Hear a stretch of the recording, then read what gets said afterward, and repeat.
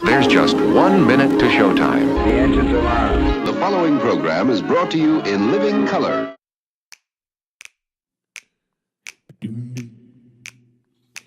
When they wrote up the systems and the rule set that we use, did working people get to write a line? What class of men on pen and paper jotted down their clues? With capital the heart of their design. When 90 million want a thing, but some shareholders say no, which class of people get to have their way? The people read the fine print, say that this thing has got to go, and we'll start writing a new contract here today. Don't you know that hundreds will work and one man keeps the money? They don't think they gotta tell us why. When they say the new social contract, all the bosses will be gobsmacked and everyone will want a sign. Oh, yeah, everyone will want a sign.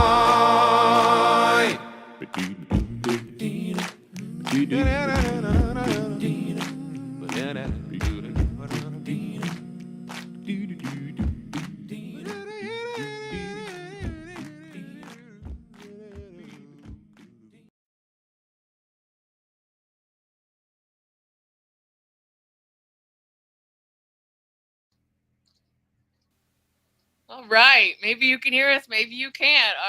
Our great winning streak of 2 episodes with no tech problems is over already. So hello cousins, thank you for joining us today. We managed to make it on air pretty much on time, a couple minutes late, but you know, it is what it is. We're happy to be here and kind of wish there were better things to talk about than tariffs. Oh no, today's a very fun one for me. This is all. Oh yeah. He's juiced. He's juiced. So I'm probably just gonna sit here and like file my nails and just let him go at it. But I also just found out that since I updated my computer, which I never do because I'm always paranoid that it's going to make all my software stop working, which sometimes it does. I can also do stuff like this. Oh, it's not even showing it for you. It does like this background replacement thing, but I guess I can. No, yeah, it's not it's for like real. it was like drum roll, nothing. There, yeah. Look Oh, at this. there it is. Yeah. I can go to the black void. Oh, I can go to the white void. void. I can go to heaven. I'm in. Okay, I can go to. Oh, Pinkland. fancy. There's like a bunch of junk behind me right now, but it's not on camera as much as I thought it would be. So I'm like, oh, I'll use this background thing. I'm like, it's fine. I already am in like green void anyway. No, it looks fine. It's like, hey, look at this weird little picture of the inside of our life. Plus bookshelf. Okay, yeah. Yeah, but what if I did? What if I did this? Yeah. Oh, it gives me some just like locations. Oh look, I'm in the office. Like, now. am I supposed to really think you're in that hallway or whatever the hell it is? No, like, I'm in the forest. Oh, that's rad. Actually, it looks kind of real. I'm just real. like your grandparents getting excited about like Zoom backgrounds 9 years ago. I'm like, look, I can be in a house that may or may not exist. Weird. With a spiral wooden staircase. Wow. Yeah, when a weird. Oh, look, I'm in the thing from what is that? A Blade Runner 2025. A field? The light from beam above? room. Oh, okay. It's the room with all the light beams. All right. No, it's cool. It's cool. I'm just okay, here. We'll go back to Earth. My regular weirdness.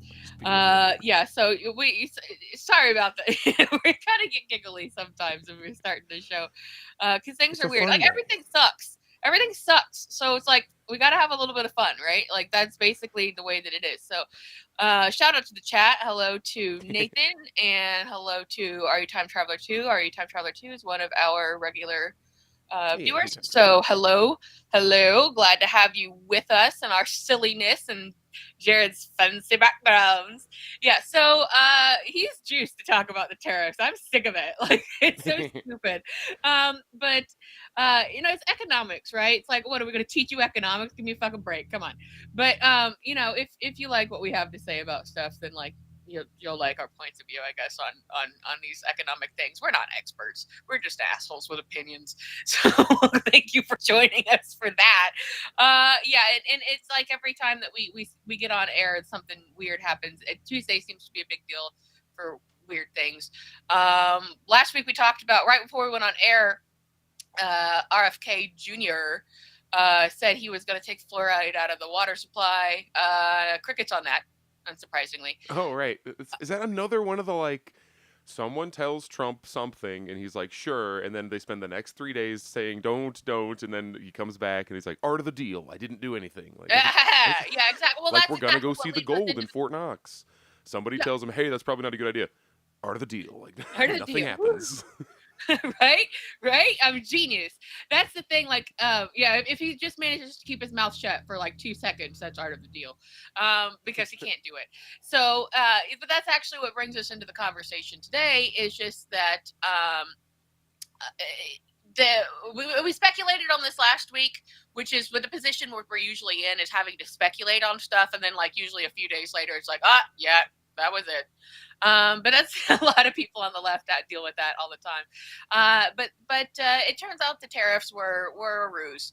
I mean, like, there's still like this trade war going on with China, and I thought we were on a 90-day freeze or something. Yeah, well, it's that's what they're calling it. But in 90 days, he'll be bored as hell with it. He won't even care anymore. So, as per usual. So that'll be done. But the thing of it is like, it was basically, this is what happened. We were kind of thinking it was going to go this way, and then it went this way. He's not, so like opaque that you can't tell what's going on with this man. Basically what he did was he's like, we're going to do a bunch of tariffs, and he bottomed out the stock market. Okay. Me, didn't you? Say, Nicolette, is it you going out or me going out? If it is Nicolette, I'm going to, we'll see. Unfortunately, Nicolette usually gets, either of us get frozen in fantastic facial expressions. So I'm going to chat her until she comes back, but I'm just going to launch us directly into the thing I was going to be talking about today, or at least this is the fun one. This is the fun stuff, at least in my opinion. So let me screen share here. I got a couple of tweets I want to show you, actually. And relating to the technical difficulties we were referring to earlier, I was trying to get my audio through so you could listen to this at the same time, but being able to see it, like, it has text on it, you get the idea. The guy's just saying the text, and you won't get the music, which could or could not be copywritten. Probably not, because China's usually pretty good about, like, we will put royalty-free music on our TikToks. So, are you a fan of luxury products? Because we've been hearing how these tariff wars, these trade wars, are going to mess up, well, everything, really, right? Like, the entire economy is going to get messed up. But I'm sure if you want to get imports specifically, oh no, it's gonna be a big problem. If you want to get, for instance, like an Italian product, like I think Louis Vuitton is French, actually, but like a Chanel, I'm saying all French things now. A Gucci, I think Gucci might be Italian. I don't know. I buy all my clothes at the freaking thrift shop, man. I can't.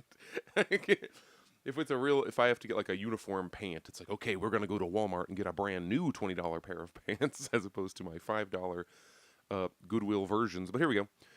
The subtitle here is China killed the luxury good and just killed the luxury goods industry. Let's see what this guy has to say. Let me even zoom in so you have to look at all the. Do you recognize this style, this bag? Of course you do. For the past more than 30 years, we have been the original something manufacturer of all these luxury brands. And then he goes through, look, Gucci, Coach, blah, blah, blah. For this, I am not proud because we are only making our wages. The profit margin for the people who are actually making the bags are very low. What I am proud of is, first, we have best quality control. We have the best craftsmanship. There's a Chinese guy freaking proud of his Chinese stuff.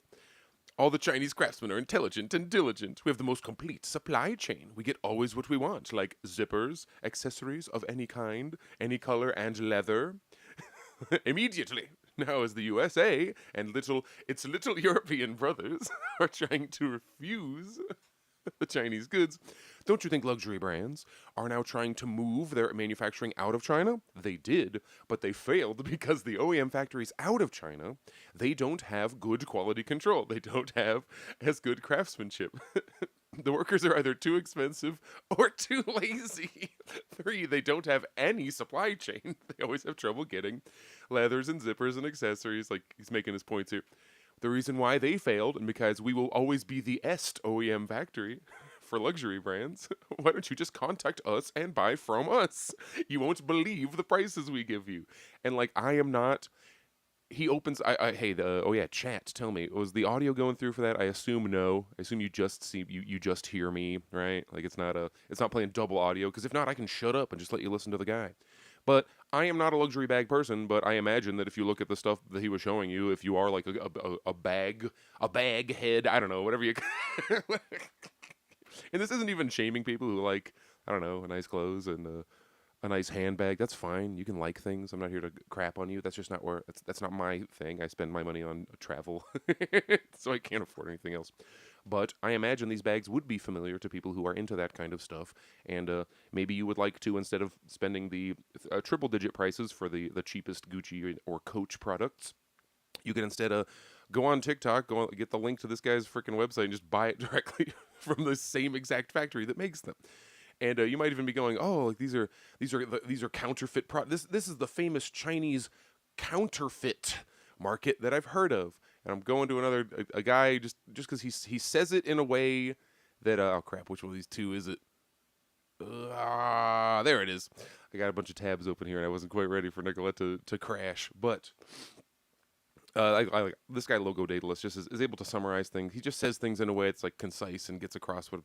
Rather than thinking the Gucci bags made in China and not repackaged in Italy are counterfeit, think the only counterfeit Gucci bags are the ones repackaged in Italy and sold at an artificially high price. Which bag is more fake than the other? Like this idea that you go to China to get rip-off bags, and it's like, no, guys, these are literally the same factory, the same bag. They just stick a thing, they repackage it in Italy and then sell it to you for $600 as opposed to the $20 it would cost you if you got it in freaking Guangzhou or wherever they're making the things. It's not that China takes a Gucci bag and like reverse engineers it and starts making fake ones. Gucci makes their bags in China and then imports them to wherever and tenfold, hundredfolds the price, and then sells it to you, the exact same product. Like, this sounds like it's such a, there's very few like slam dunks in this world when you're trying to make points, and this is just like, guys, there is no, the only trickery here is being done to you by Louis Vuitton. Really enjoying all the Chinese people lifting the veil of mystery on luxury goods and showing that all the Western brand surcharges for goods are Veblennian market sabotage. Logo's smarter than me. I don't know what Veblennian means. I'm sure Veblen is like a person. All right. Everyone can wear Louis Vuitton sneakers. Everything is fake. The Italians put Chinese shoes in a fancy box because that's just what it is. And I don't talk about this because I think the luxury goods market is like the fulcrum of the world economy or anything, but it's kind of isn't this just like a symptom of kind of a larger thing that is going on, where almost all of our products are just being upcharged at us for really no reason? It's not to pay the workers better, certainly. And if you're this, I don't want to get ahead of myself on this trade war situation, but when that guy talks about how the labor is too expensive in other countries, you might be going, oh no, this is China, like just being like, we are slave labor, come and come pay us a nickel a year to blah, blah, make your stuff. The way that China kind of like ends up solving that issue, domestically, Chinese stuff is really, really cheap. So I'm believe me, if tomorrow they're like, we're gonna raise everybody's wages, I wouldn't say no, boo, don't do that. But what I would like is the lowering of prices. If I make $5 a week, but my total expenses for the week are $3, look at that. Like, the problem goes away. The number, the income number matters far less than what your expenditure number is. If eggs cost a nickel a dozen, it doesn't matter if I'm paid $1 a day, if I can buy all my food for $1 a day and I pay my rent, blah, blah, blah. If everything gets cheaper, I'm always more for that. Because if you raise wages, you can always just raise prices. But zero is a number, like zero is a limit. You can't get lower than zero, but you can always go higher than whatever your wage is. I mean, if you take, that's why when you go back in time and you're looking at like prices from the 1910s and you're like, wow, everything's so cheap, and then you're like, well, wait a second, what were wages? And it's all about the ratio between the two. And as our good Marxists will know, you are paid what it takes to just barely live, like minus a tenth of a percent, because you always got to be struggling. They don't really like that's how we are manipulated and kept in place by the wage labor system. Preaching to the choir, probably. Okay, but let me go to another thing I saw on Twitter that I think is worth talking about that relates to China and relates to these trade war things. So, what allows for that whole environment that I'm describing, where the cost of production, geez, I will eventually get my throat clear here, that the let's say the use value versus the exchange value, they're much closer tied in China. Stuff you don't get quite as many like upcharges, surcharges, as Logo was describing them a second ago.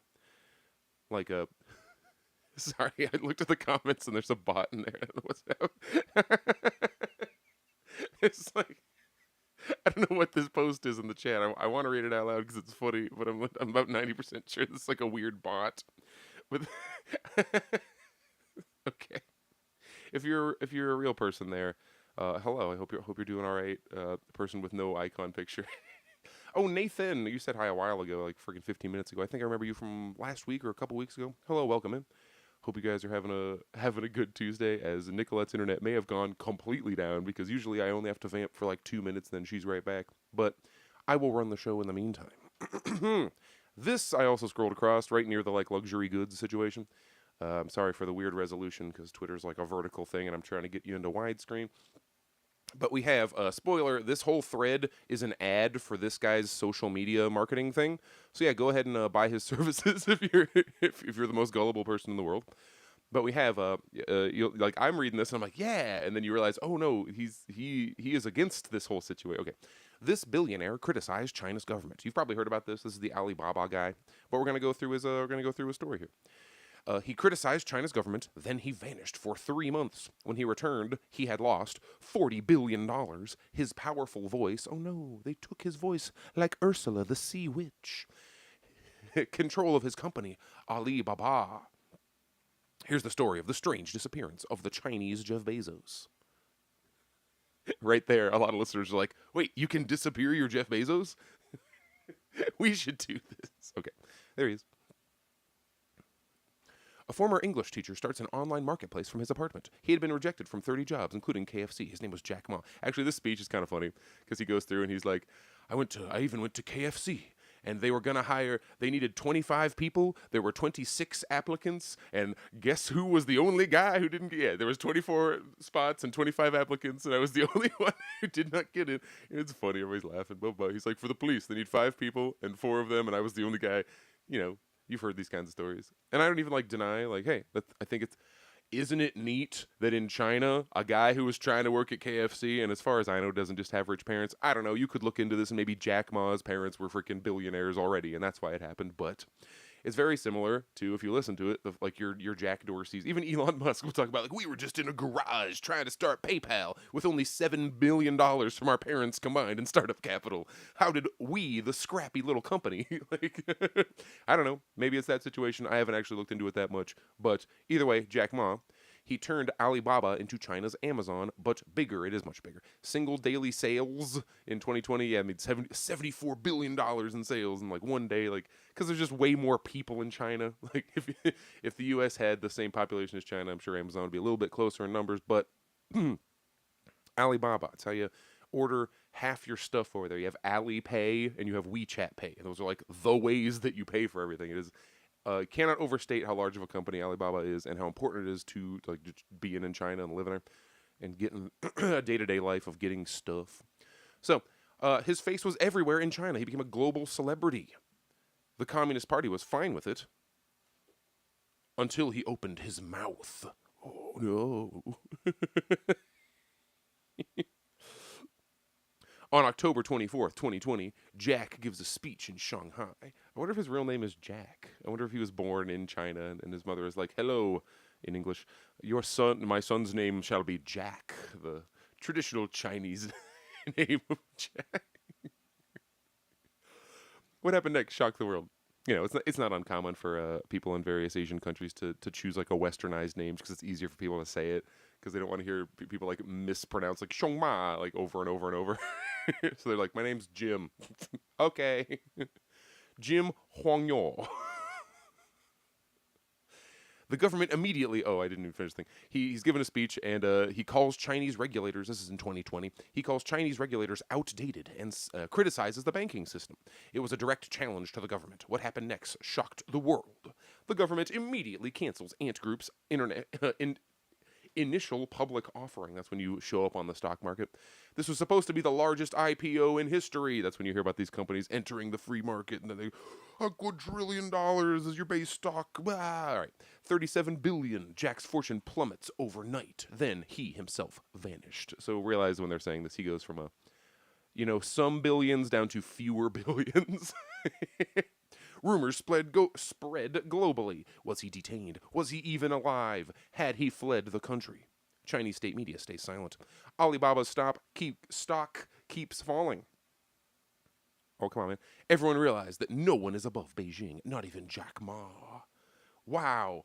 A really rich guy could not supersede an entire government that represents over 1 billion people. Oh, no. January 2021, Jack finally, they said it was 3 months, so it must have been like, I guess, November 2020 to January 2021. But he'd completely changed. He's thinner, subdued, reading from a script. He praises China's leadership and rural education. No mention of his disappearance, no mention of the failed IPO, a complete new human. Oh my God, they replaced his brain with a commie brain. Behind the scenes, Jack is forced to step down from Alibaba, pay a $2.8 billion antitrust fine. Oh my God, really, dude? I'm supposed to be crying. You told me this guy's life was ruined. He's a multi tens and tens of billions billionaire, and he lost $2.8 billion in a fine. Oh, I wish I had just stacks of money. So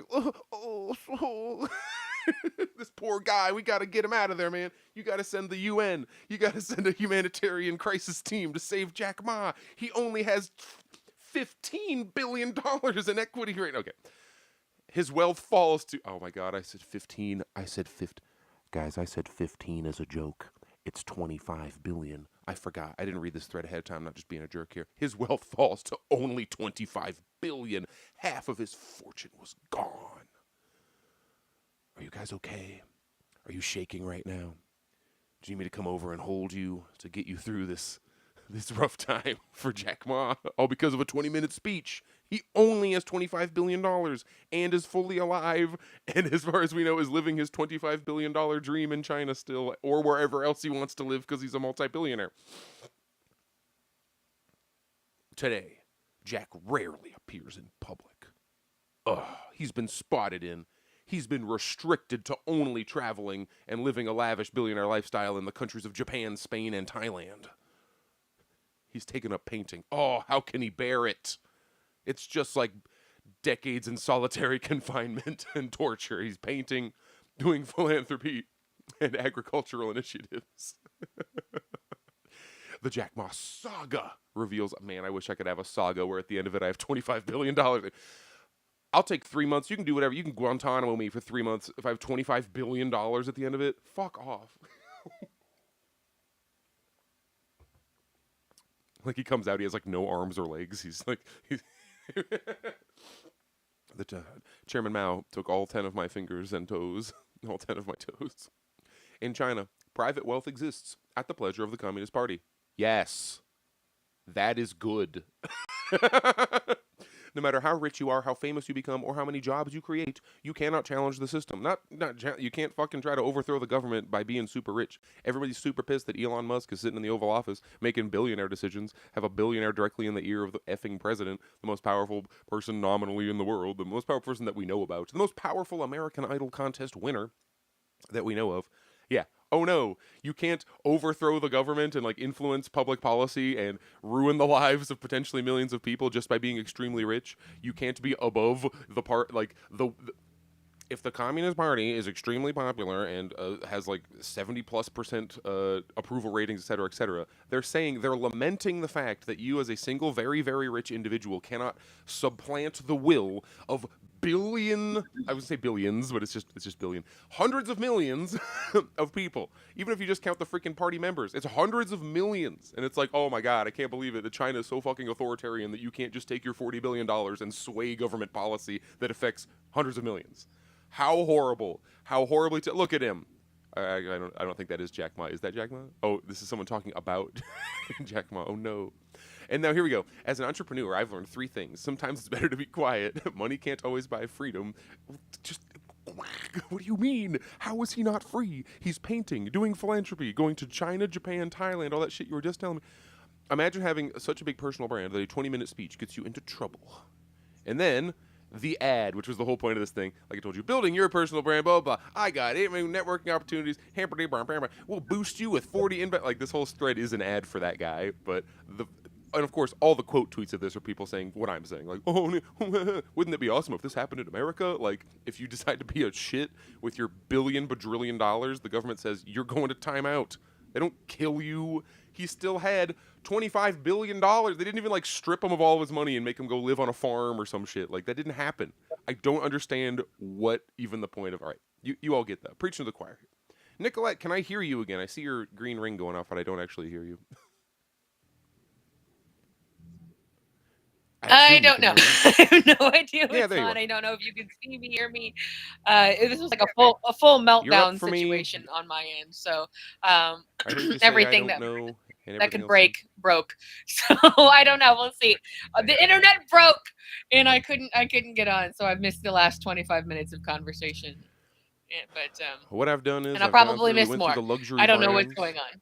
My favorite quote here about the luxury brand reveal. Which that was hilarious to me. A lot of people on the left already know about that, but it seems to be news to people, especially the people that buy stupid luxury brands. Like, yeah, the stories of this have been out there forever. They just slap a label on it that says "Made in Italy." It is not. Yeah. And the fact that those are referred to, the ones that you get in China are referred to as counterfeit when it's okay, this shoe was made right there, and then I bought it, and that's counterfeit. But if you take the shoe that was made right there, then ship it to Italy, put a different box, and then charge 100 times the price, that's the real one. Like, that one's real. But the one you got in China, yeah, that is now the same it's legit. shoe. Exactly. Super stupid. I've also seen a lot of upward motion about people patronizing the kind of it's not Amazon, but it's like Chinese Amazon, like their version. Alibaba. I guess of it, because things are just like rock bottom prices at this point. So, is that it? Is that what it is? Yeah, it's really great idea. I think everybody should be doing it. So, jump on that train for sure. So yeah, sorry if you're just catching up. I have been gone for like 25 minutes trying to get my everything to work again, and it's plugging and going and getting. And it whatnot. also seems so like our delay between each other if I has will be vastly here expanded. or be able to manage. Like, we're back to like a 4 or 5 second Yeah, delay. when I'm not surprised by that. Every single thing, I couldn't get back into the restream. Everything was wrong. Now we're like the CNN reporters where they, oh no, don't be down again. Okay, she's back. Now we're like the CNN reporters where the one starts talking and then they're like, the timing is just wrong. You end up delay on each other. But that one actually is just the internet. Even I might have to reset. Who knows? Do you want to talk about China trade war, or do you want to reclaim the time you lost in internet purgatory? There we go. As per usual, all of our tech is going wrong. Oh, I'm hearing I can hear some of the like window up and, oh no, those are the USB sounds. That's what that is. That's not the non-Macintosh, the PC. Yeah. You plugged a thing in, you didn't plug the thing in. Well, I'm going to give Nicolette's computer a couple of seconds to decide whether or not it wants to subvert the will of us, the people, me and Nicolette, in wanting to do a show. But in the meantime, I'm pulling up another article here where we are talking about the Chinese tariffs more directly. I think I might be here again. I see and hear you. So yeah.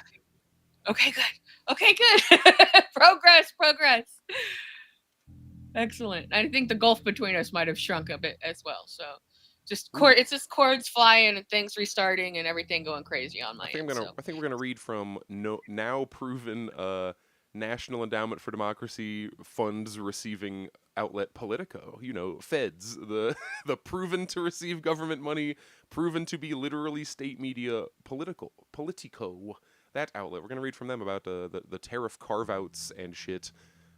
So, like, to summarize the situation, we were talking about all these, like, that whole list we busted out last week of, like, oh, this country is this percent, this, like, the country by country, all these insane numbers. Well, Trump since then said, all right, everybody except China and I think Canada, but I think they probably figured out Canada in some ways. But it was, like, the only countries who weren't, like, oh my God, America, what can we do? We're on 50 phones at once. What can we possibly do to make you happy and not do these tariff things? Which is usually selling off of various, like, either local resources or part of their not private part of their public sector to the private, basically enforced privatization to allow America to move in and have greater access to markets. Those are the kind of concessions one could make to avoid the tariffs. And China, of course, says, fuck you. We're not we're not doing anything. You can do a deal with us if you want. But I kept seeing article after article where it's like, Xi has been told, like, hey, man, you got to call the president. And he's like, I'm not gonna. You can call me if you really want. We're just gonna be over dude, here. they're winning the trade war hands down. Like, they have the trade. Like, there's no trade here. So that's what the luxury got, product like, store is all about. of the entire rest of the planet to trade with. So they've got the materials, they got the partners. Yeah, just like with your Gucci bags, they make the whole thing over there. So, like, trade war what? Like, what is the trade war? You can't, like, cut off a supply of blah blah blah to China. They've planned for that, and for making things cheaper reasons. We have been doing that for decades at this point. Like, since the frickin' 70s on, China has been working on being the most self-sufficient country possible because it knows the rest of the world's going to come after them, like they did for Cuba and Vietnam, Venezuela, North Korea, like every other socialist country, the USSR. Like, holy shit, the entire power center of the world shifts to make sure to try and keep you. So they've been planning for that, and now it's kind of happening. And they're like, well, we make everything here, and we need nothing from you, and you need a lot of shit from us. Let's see what happens. And here we are. That's the world we're entering. Yeah, I think it's great. Honestly, it's not just because we're like, oh, we're such China enthusiasts. We are just by default. It's not like, I'm like, oh, yay, Abu Dhabi, my favorite place in the world. No, I don't, like, pick a place off the map and, like, give a shit about it, right? It's just that's the way things are. They have set an example that we are forced to constantly refer to, that they are doing things right. They have spent the last 30, 40 years investing in their people and their infrastructure, and they have done an amazing job about it. And now we're at this, we're at the point of a culture war situation because they cannot, America, no matter how hard it tries, can't take the bite out of, communism. Like, it doesn't mean what it used to mean 50, 60 years ago. Now it's like, we want that. We want whatever that is. I don't care what the word is. Exactly. So resultsism. Resultism. Honestly, it is that simple. Like, we kid, but it's true.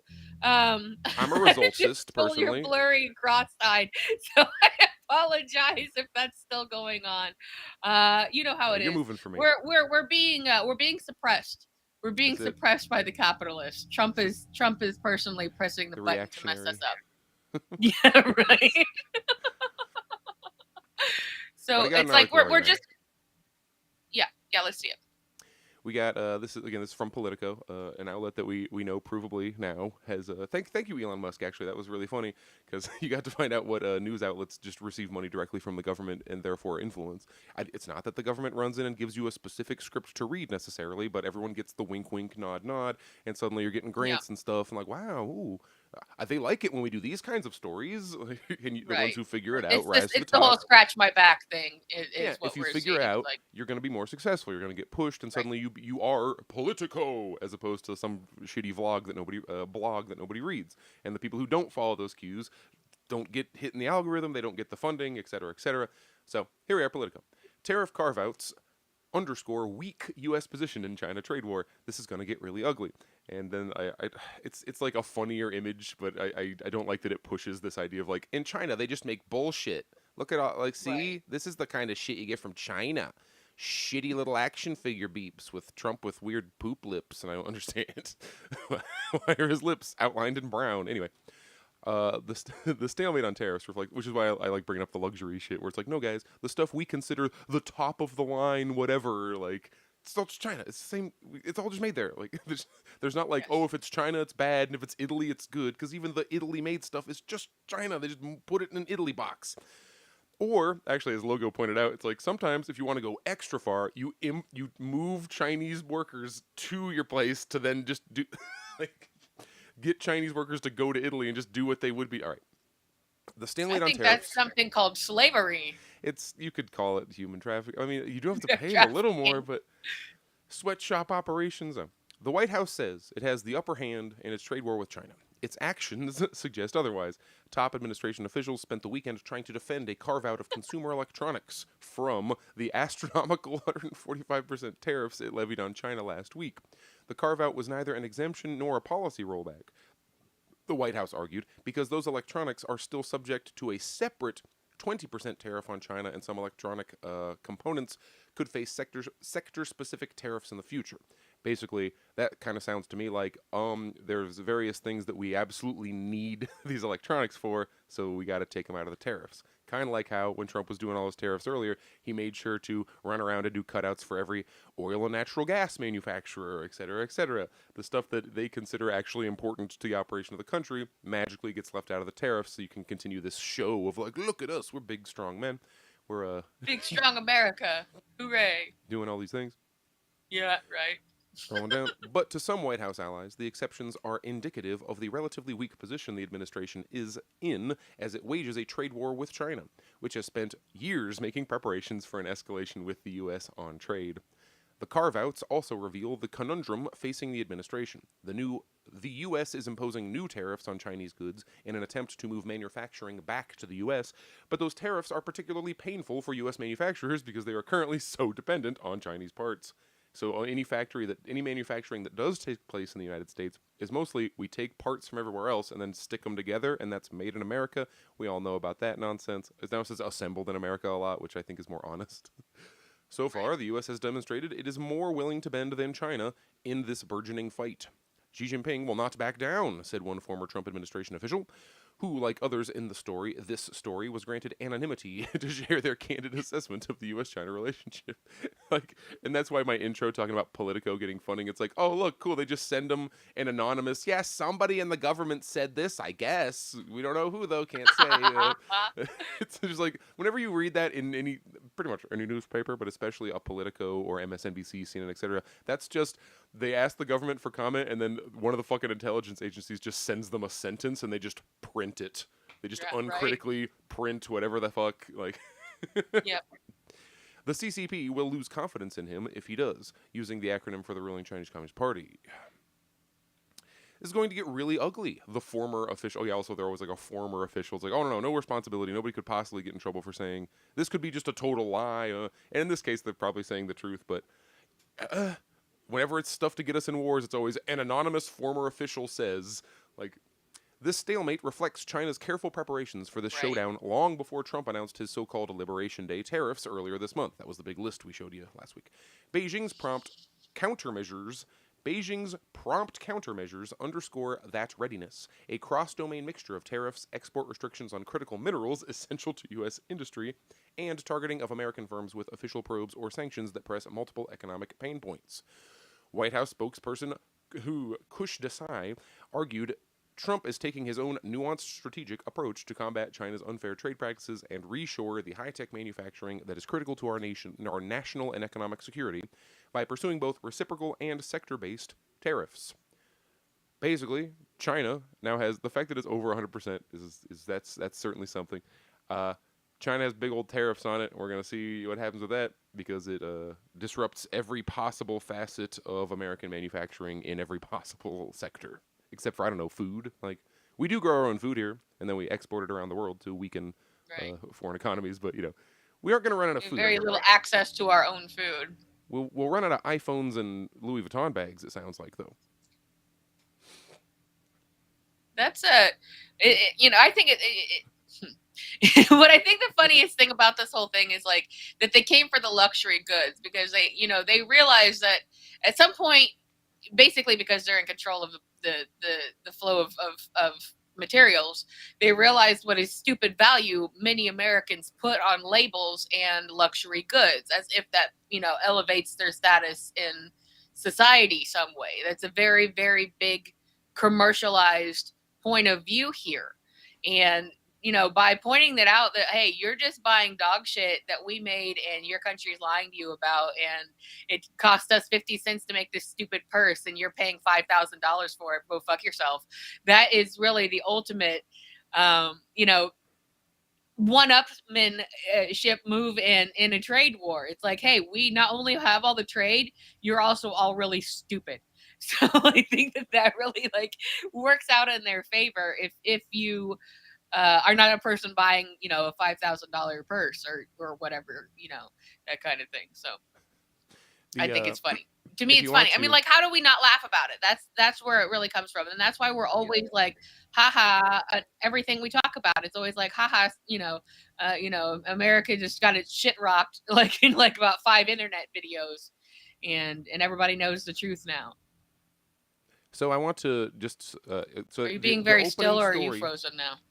I think it could be, you might be frozen. You or me. Man, we are batting 1,000 today. But I can never know until one of us disappears. So I have from another perspective, the exact same story that we opened today with. And I only talk about the luxury goods because it is emblematic of every other sector of the economy. It's not that I really care that much about Louis Vuitton or Gucci. But if we go to, this is www.glitz.paris. So I assume this is a very pro-luxury good vlog or outlet, whatever it is, and we have running story, the geopolitics of fake goods. And remember how we were talking about, isn't it funny that the counterfeit one is the one that you just ship to Italy and put in a different box? Well, that's what they're referring to when they say counterfeits here.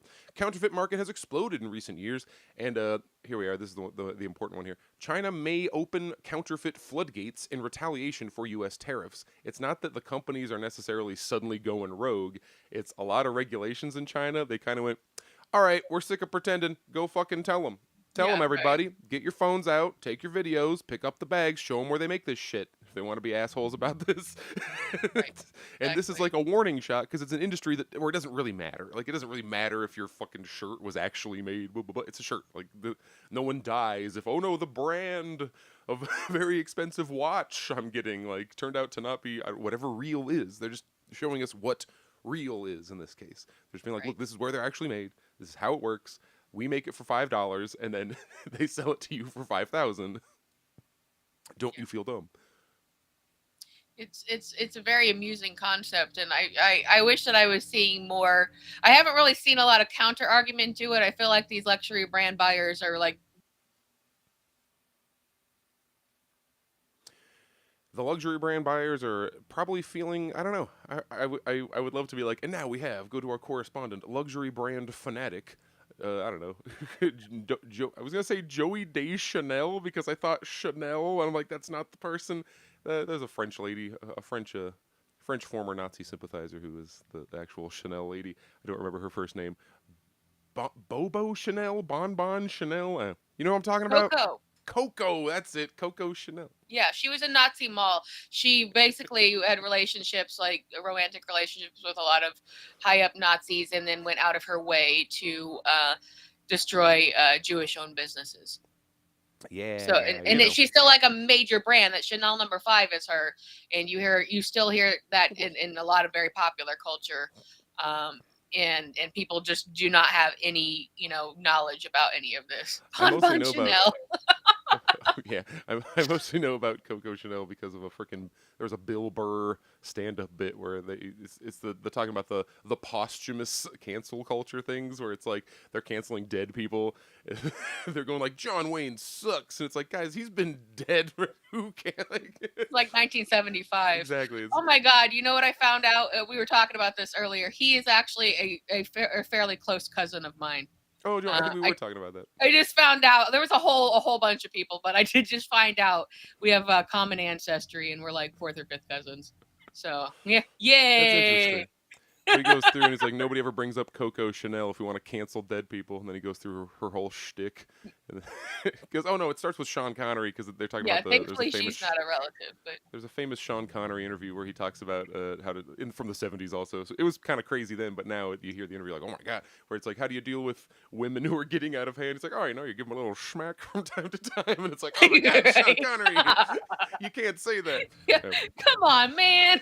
And he counters Yeah, that with and that Coco Chanel. ultimately gave his entire like reputation, like modern reputation, pretty much up to the point of his death became that kind of thing. That's where the whole SNL, Jeopardy bit came out of that. And but you know what's funny? It's like you're gonna say stupid shit, we can at least make fun of you until the day that you die, and then thereafter as well. Checking in with the chat here, Nathan points out, Americans sure do like bending because they can't fathom a better world because that better world is socialism. You are correct.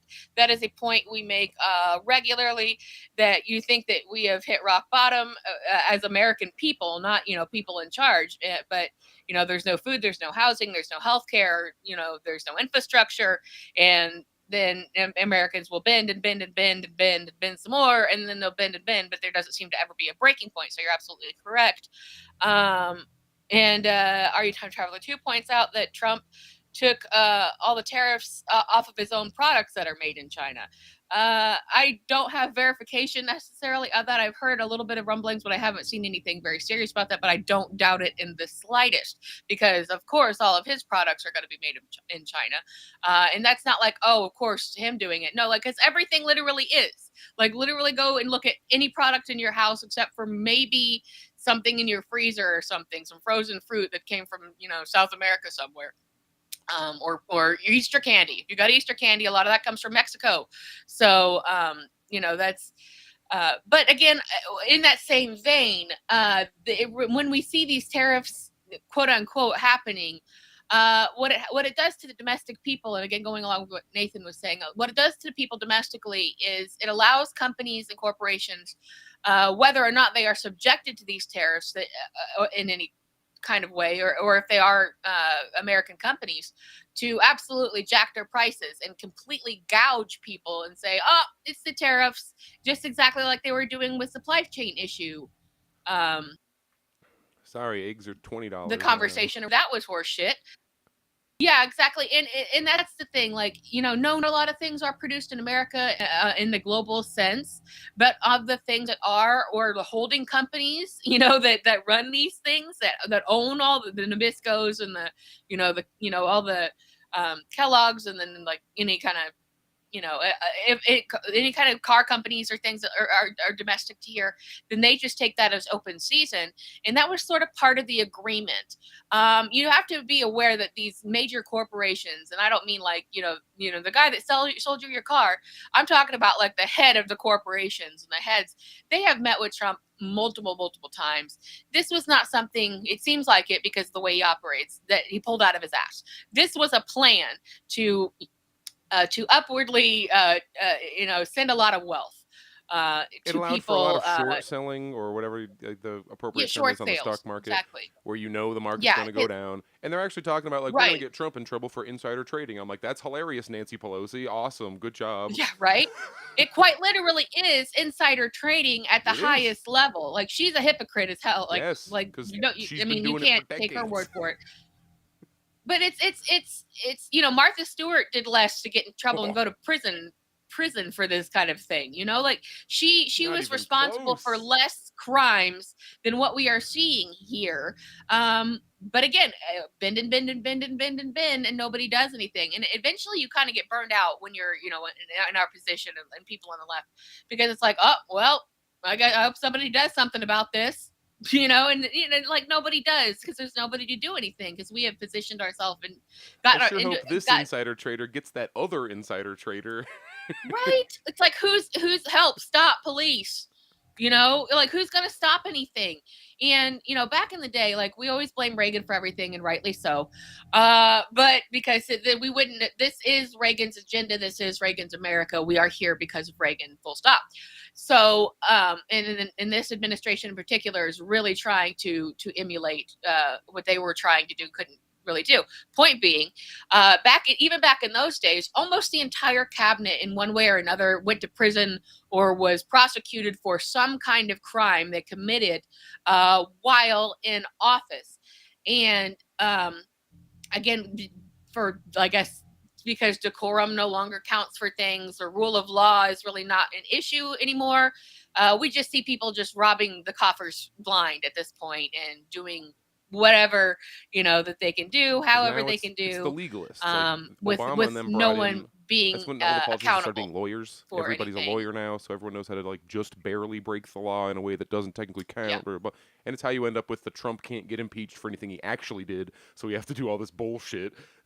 It puts us in this extreme gridlock, and it leads to everyone rightfully coming to the conclusion that, man, this is just the same shit from the same group of people. This isn't two groups of people. This is one rich people party that occasionally has a parlor game for us to watch and then just go back to their rich people shit. How can you possibly defend one over the other? True. And it's another reason that we're always on about the uniparty thing.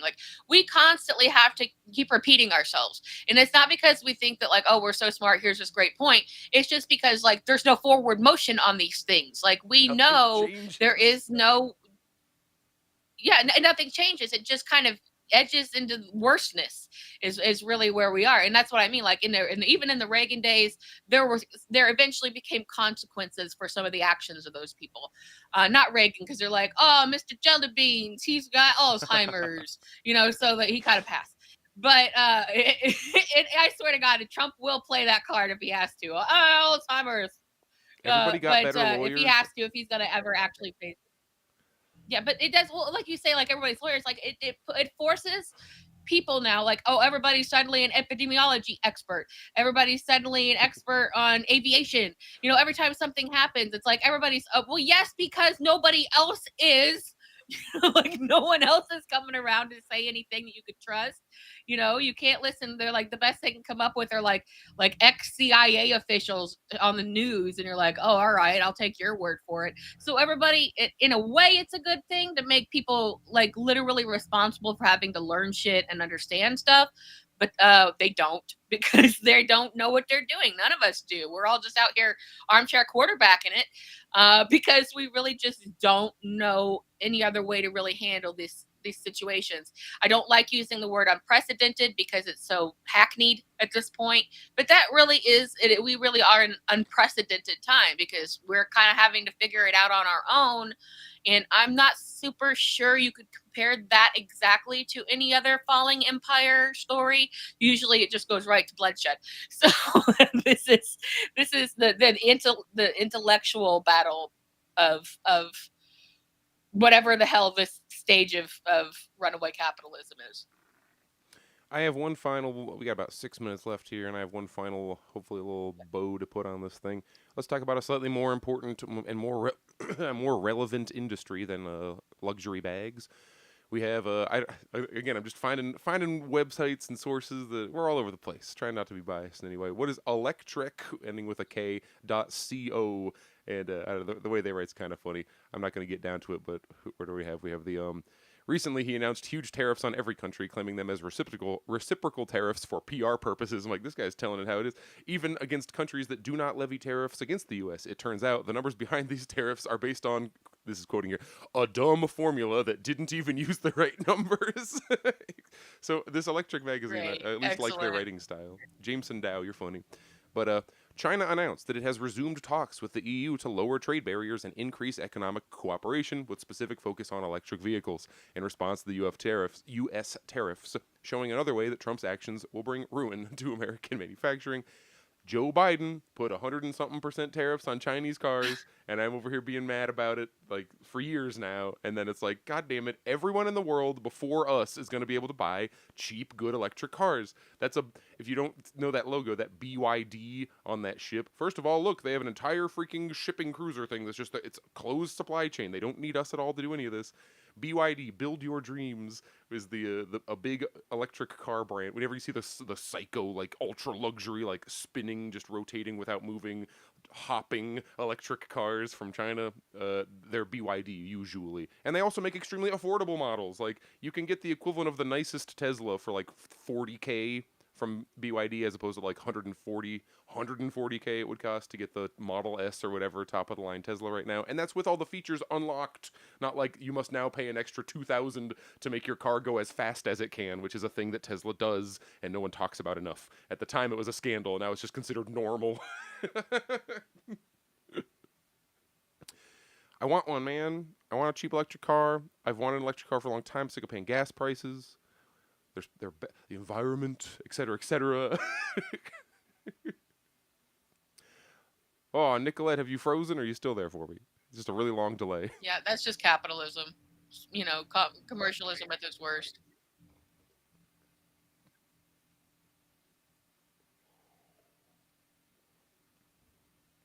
Yep.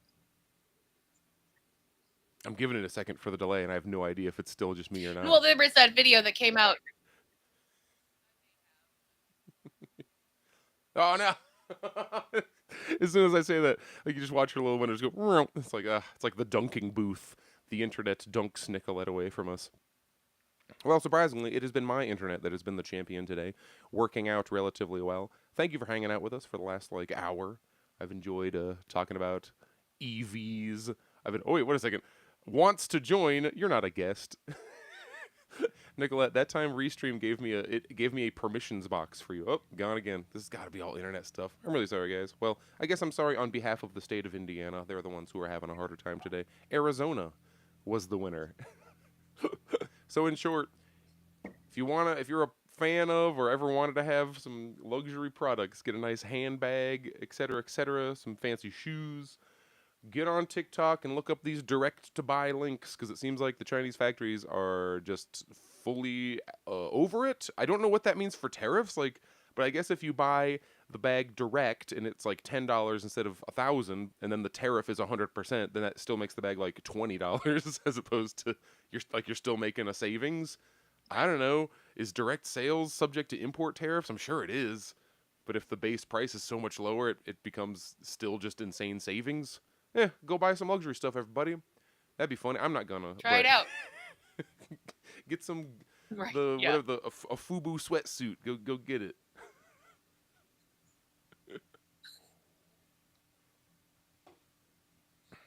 I think I'm lost again to the world. I can still hear you, but I know you can't. You're probably looking at me with a spinny disc right now. So, my friends, I can see you. You just keep freezing. So Oh. I'm sure it's on my end. It's been me all day today. So I love how everything starts out normal and then just goes to shit. it started bad for me. I thought I was gonna have issues. I had to reset my computer to get it to remember that my audio source exists, and then we get going, and you get dunking boothed, as I was saying while you were out, because your window just goes, and I was like, oh, she's out. That's how Restream tells me that I am on my own. So I'm going to close out the show just in case Nicolette's internet goes rogue again mid-thing. Thank you very much for watching, my friends. We'll be back next week. I'm actually here for the next month. I'm not traveling again until I think May 12th. I have no idea what the source of the issue is. It's just everything that can go wrong has gone wrong. And I know our delay is now so bad that you're responding to the last sentence that I said. But go ahead and happy try Palm it. Sunday. Happy Palm Sunday, which is late. Now, happy early Easter, everybody. I guess the next time we'll see you, it will have happened.